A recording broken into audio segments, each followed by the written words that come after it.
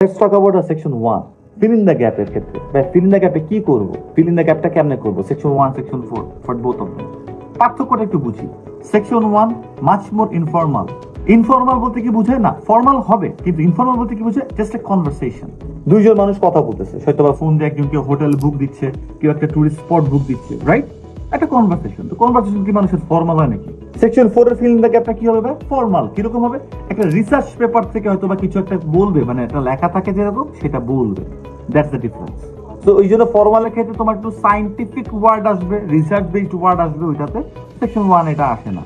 So section 1 এর ক্ষেত্রে আমরা যখন ফিল ইন দ্য গ্যাপ করব, অলওয়েজ মাথায় রাখবা যে গ্যাপটা আছে, ফিল ইন দ্য গ্যাপের সবচেয়ে মানে ইম্পর্টেন্ট লেসন, যে গ্যাপটা আছে সেই গ্যাপের আগের একটা ওয়ার্ড এবং পরের একটা ওয়ার্ড, এই দুটো ওয়ার্ড কি জিনিস।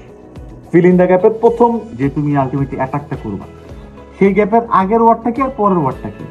ভাই আগের ওয়ার্ডটা প্রিপোজিশন, ওকে প্রিপোজিশন হলে তার আগের ওয়ার্ডটা কি দেখো। প্রিপোজিশন তো আমি বুঝতেছি, টু থাকতে পারে বা হোয়াট এভার এটা থাকতে পারে, ঠিক আছে, অ্যাট, অন, তার আগের ওয়ার্ডটা দেখো, একটা ওয়ার্ড দেখো।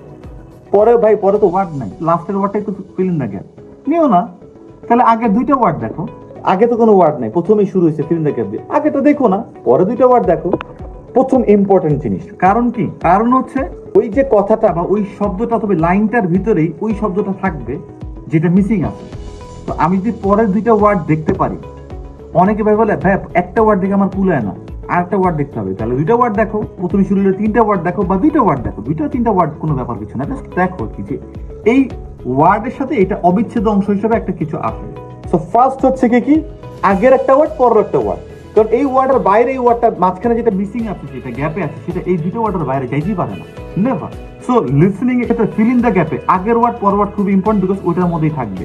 যেমন I would like to join dash IELTS batch, তাহলে ড্যাশের আগে কি জয়েন, আর ড্যাশের পরে কি আইএলটিএস, তার মানে আইএলটিএস এর জয়েনের মধ্যে এই যে কথা হবে, জয়েন করা আইএলটিএস ব্যাচের কিছু একটা, এই কনভারসেশনের ভিতরে এই ওয়ার্ডটা লুকানো থাকবে। আমাকে জাস্ট ওই টাইমটুকুর জন্য ওয়েট করতে হবে কখন এটা আসে।